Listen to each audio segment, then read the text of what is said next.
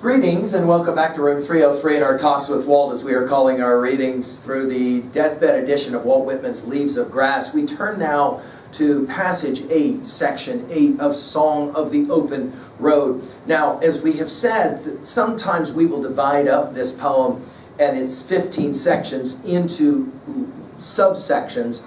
And the second section of Song of the Open Road is passage 6 through 8. So here we are now at the end of the second movement. Can I call it that, since it is a song? The end of the second movement. Now the assumption is you've been following our stuff at learnstrong.net. Down the left-hand side, Talks with Walt. And you've been working already with us from the very beginning with inscriptions all the way up through and including Song of the Open Road, passage number 7. I want to begin, before we get to passage 7, I want to begin just to help you hear some of the resonances. Do you remember this set of lines from Song of Myself, passage 45? We've obviously worked long ago with this. You can find it at learnstrong.net. Do you remember this? Every condition promulges not only itself, it promulges what grows after and out of itself, and the dark hush promulges as much as any. With that in mind, let's look now at passage number 8. The efflux of the soul is happiness. Here is happiness. I think it pervades the open air, waiting at all times. Now it flows into us. We are rightly charged. Here rises the fluid and attracting character. The fluid and attracting character is the freshness and sweetness of man and woman.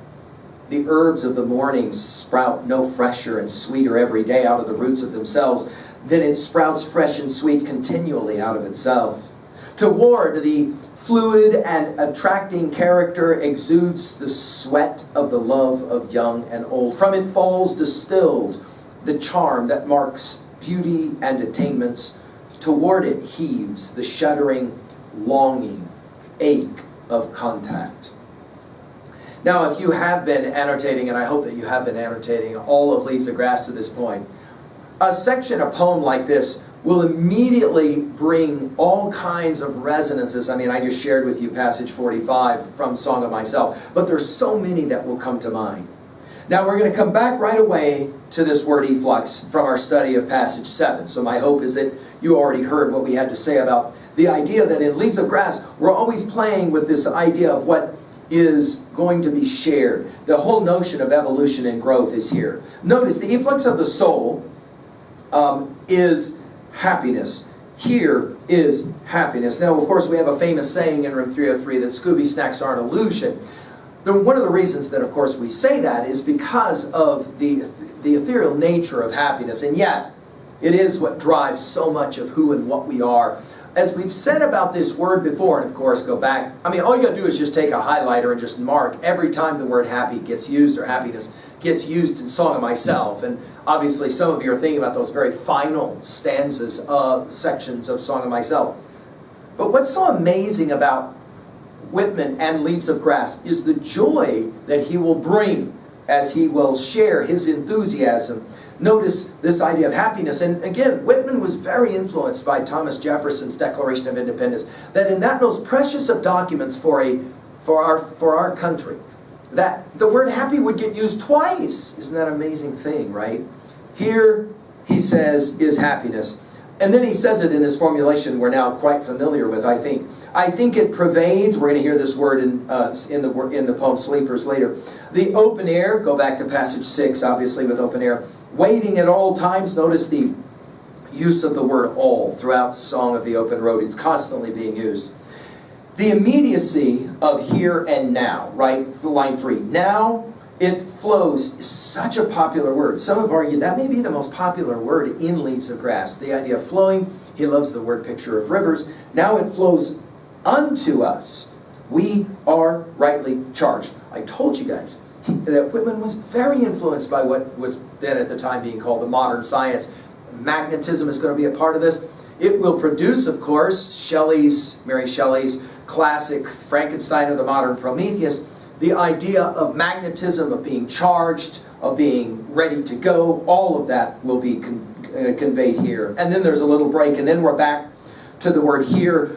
Here, just like the opening lines of passage 7, here is the efflux of the soul. Here rises the fluid and attracting character. We're going to come back to this attracting, to this attaching character here in a little bit in the same set of lines. Obviously with attaching character, we're going back to passage 6 and adhesiveness. Here he says rises the fluid and attaching character, what brings us together. The fluid and attaching character, to repeat himself, is the freshness and sweetness of man and woman. This word sweetness we're going to come back to with Europe, the 72, 73 years, with sweetness of mercy is how he'll say it there, right?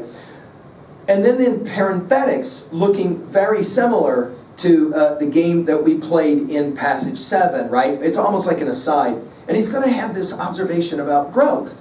The herbs of the morning sprout no fresher. We're going to hear sprout happening one more time in passage to India, passage 6. You can look forward to it. Sprout no fresher and sweeter every day out of the roots of themselves. And again, everything about leaves of grass is back to roots. I mean, just go back through leaves of grass, and every time there's some mention of roots or growing things out of the ground, pay attention to it. And obviously this connects to his comments about trees in passage 6, for example, right? Roots of themselves, then it sprouts fresh and sweet continually out of itself. This growth word picture, and again, taking us back to Song of Myself, passage 45, that we started this lecture with.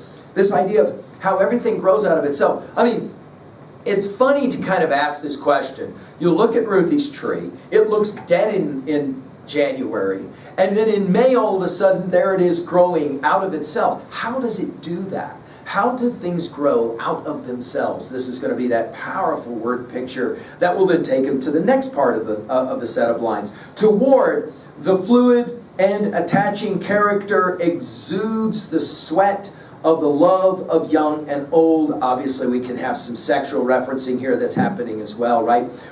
This idea of exuding, we're gonna play this game later. Others may praise what they like. We'll see the same exuding there.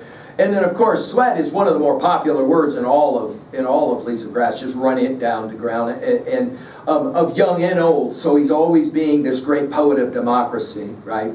From it, that is to say, this powerful imagery. From it falls distilled the charm. It's an interesting word. The charm that mocks beauty and attainments. Go back to passage 6 to see how he uses the word mocks. Toward it heaves, we're going to see this in Return of the Heroes, section number 4. Toward it heaves the shuddering, Song of Exposition, passage 7, he'll use this word shuddering, longing ache of contact. We're going to hear about charm that we've already seen in Song of the Rolling Earth, and then in regards to this notion of the ache, Song of the Answer of passage number 2. Ache of contact, go to Sleepers, passage 7, to see his use of that word. Now, what is it that he's playing with here as he finishes the second movement of Song of the Open Road? He's challenging us to think about how happiness, true happiness, is always something that comes from within and always is then shared with someone or something without.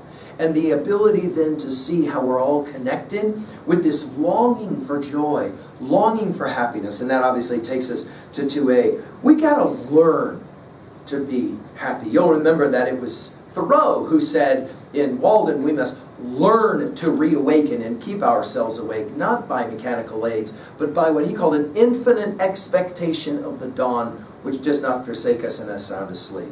And they don't say it. I know of no more encouraging fact than the unquestionable ability of a man to elevate his life by conscious endeavor. These lines, of course, precious to Whitman, as he will play the same idea, the same game, right? Happiness, obviously another message, is something which first must come from within. If you are looking to be happy by looking outside of yourself to something else initially, money can't make you happy, stuff can't make you happy. Well, why not? Because it's not from within you. Now, Obviously, the ability to share your life with others is a genuine source of happiness, which is why Whitman will emphasize it so much. At 2b, not what's said, but how it's said, I just want to point out the power of the parenthetic, right? And the way in which he can provide that little aside, the herbs of the morning sprout no fresher and sweeter every day out of the roots of themselves than it sprouts fresh and continually out of itself. That is such a compelling thought, and you can spend a lot of time thinking about, can we call it the majesty, since that's the word that he used earlier in the poem? Can we call it the mystery, the enigma of nature itself, and how compelling it is? We're going to get to that word nature, capital N, nature, in passage 9 as we're getting ready to head there. I've mentioned the Declaration of Independence and the pursuit of happiness. What for you is the great happy text of your life? And I would point this out. If you don't have a happy text on your playlist of songs, you might think about trying to find a good happy text. A text that gives you some sense of joy, points you in the direction towards joy.